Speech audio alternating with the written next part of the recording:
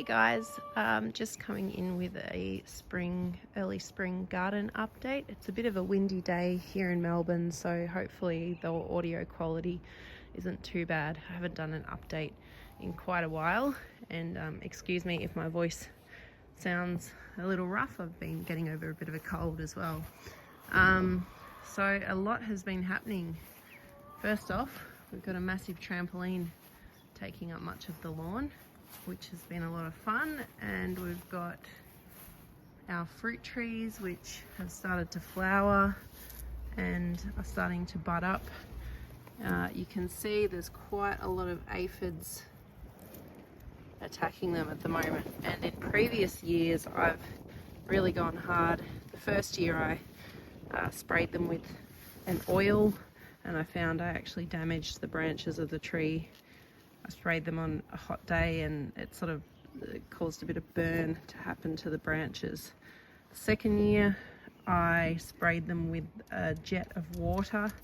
I'd come out every day and spray them with quite a hard jet of water, which worked a treat. It was really satisfying to see all the aphids come off. But one of my trees, which was here, was a nectarine, got a really bad bacterial necrosis, an infection that probably wasn't helped by the fact that I had all these pruning cuts that I was spraying with a hard jet of water every day, and it looked pretty red and angry, and I ended up pulling it out and putting in a quince tree, which my dog has chewed the branches off. So, but it's budding up again, and it'll hopefully come good. Hence this little makeshift fence that I've put together, which is a temporary structure until my puppy can learn to behave itself one day. Plum tree is just really beautiful in terms of its structure. I really like the look of this espalier setup I've got here along the wall, but I really love the plum tree. It's probably my favorite, or one of my favorite tasting fruit, the Santa Rosa plum. This one is the gold mine nectarine, which is a white flesh nectarine, also beautiful. Alberta peach, which again has lots of aphids, and this year I'm just going to leave them and see what happens, and hopefully the ladybirds come in. Look at those, they're just disgusting. I could come along and wipe them manually, but I don't have that sort of time or energy to do it, and if they don't want to live, they don't want to live. I've got little pears coming up. This is a Duane Decomus pear, Sakai 20th century Nashi pear. Lots of everlasting flowers starting to bloom. There's one there, really beautiful purple colour. And going through the garden, got my herb bed here, parsley, mint in a pot always so that it doesn't take everything over. And here I've got the sylvanberry, which has actually been colonised by some dill. Thyme, more parsley. A lot of this is self-seeded. And weeds, of course, lots and lots of weeds. Over here I've got snow peas, which will grow up this trellis to a point, and then I'll hopefully replace them with some beans. Look at this beautiful, beautiful rainbow chard, or rainbow silver beet. Just stunning. I don't even eat that much of it. It's just so nice to look at. And then I've already planted out some tomato plants in these beds here. And I'm going to grow a lot of tomatoes this year. I've got my kale, which is on its last legs. Broccoli, which I'm leaving in here to flower because the bees really love the brassica flowers, so I'm hoping that they'll be a good pollinator attractor. This is really interesting. Can anyone tell me what's going on here with this broccoli? So it's got this like non-powdery, quite almost, I don't know, waxy substance on it. Almost looks a bit like mold, and the leaves around the flowers quite affected by it.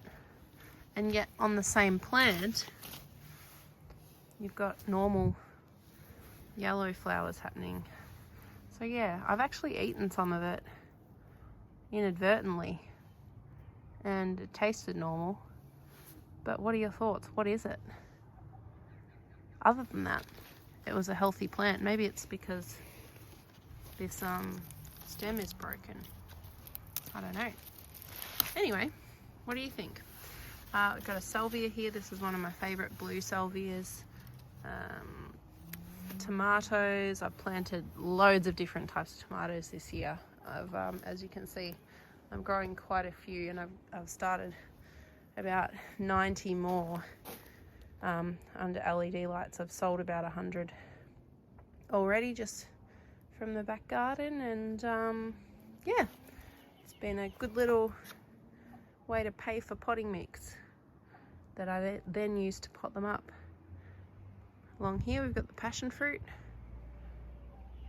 more tomatoes, and my beautiful garlic, which I'm not sure if I would have made a video last time when I planted it, but my dog was getting in here, jumping up on the bed and digging all my garlic up, so I had to replant quite a lot of it, and it's bounced back really well. As you can see, it's really healthy, and I've just put this mesh over the top. So I had to do a lot of dog proofing. You can see holes down the back there, pulled out weeper hoses, all sorts of naughty stuff happening, which I'm blaming on the puppy, but who knows, the chooks might be doing some of that too when I let them out to free range somewhat. Here, more snow peas and spring onions, dill popping up absolutely everywhere. When it went to seed last year, I just shook the seeds all over the garden. My beautiful chooks, they're so lovely. These girls especially are really sweet, aren't you? These two are just very friendly and will come up for a cuddle all the time. And they're laying too, which is a boon, because see that yellow one? She's really pretty, but she's just perpetually clucky. Look at those beautiful eggs. I really love the ones with the dark brown shells. And yeah, more fruit trees along the back here. This one is a Satsuma blood plum, which is a pollinator for my Santa Rosa, which they're both partially self-fertile, but it does help to have a pollinator. And then a Bure Bosch brown pear, which replaced the persimmon, which was a bit dodgy and dying. So one of my biggest tips is, if something isn't growing right, just pull it out and plant something else, and hopefully it does well. Look at this, flowering already. This is the first year I will have had this quince tree, which is a, let's see, what is it? This one's the Smyrna quince. The other one over on that wall is the champion quince. So yeah, I love quince. It's just beautiful. So hopefully we get some nice fruit from it. This one here is a Cara orange, which has pink flesh. The some of my citrus get pretty badly attacked, the new growth, and stripped back, but it's bouncing back, and I can't be bothered spraying too much, to be honest. I feel like, what's the point of growing your own food if you're gonna have to spray it? I do spray a copper spray to help with the stone fruit to stop them from getting leaf curl, but that's about it. Good girls. Yeah, anyway, I'll show you out the front in just a second, because I've got some exciting things happening out there as well. So, front yard, this beautiful clay wattle is in bloom. I've got two of them actually. Some leucadendrons. It's not really a native garden because I've got things like that salvia and the leucadendron and other proteas. This one over here, that one over there. It's just a bit of everything. That's my beautiful apricot tree there. I just love it. It's a dwarf I believe it's called a Stories apricot, and it fruits quite early. Oh, look at that. You can already see little fruit forming. I'm so excited for it. It was that and the Santa Rosa were probably my two favorite fruits from last year. Here I've got grow bags with lots and lots of potatoes. I think I might have overdone it this year, guys. I'm growing about 40 or 50 tomato plants. You can see them here under the LED lights in the front window, and selling some. And then I've got lots and lots of bags of potatoes, but I wouldn't really have it any other way. Beautiful apricot tree. Tried to buy a few different varieties of potatoes that matured at different times so that we'd have some early, mid and late season varieties. Look at that, just spectacular. That one over there is a spurwing wattle. And then down here, very exciting, I've got a dwarf persimmon, Kikijiro, which is a non-astringent variety.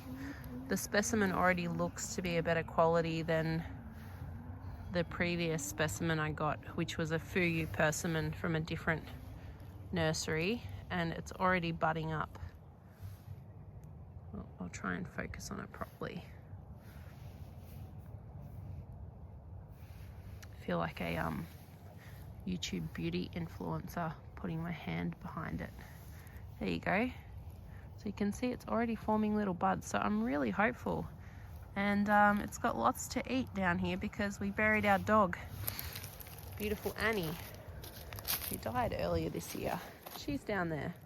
So, you know, it's nice to sit out here and think about her.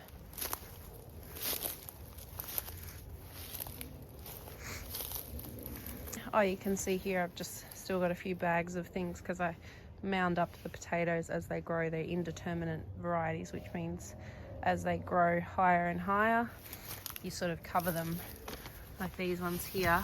You just cover them.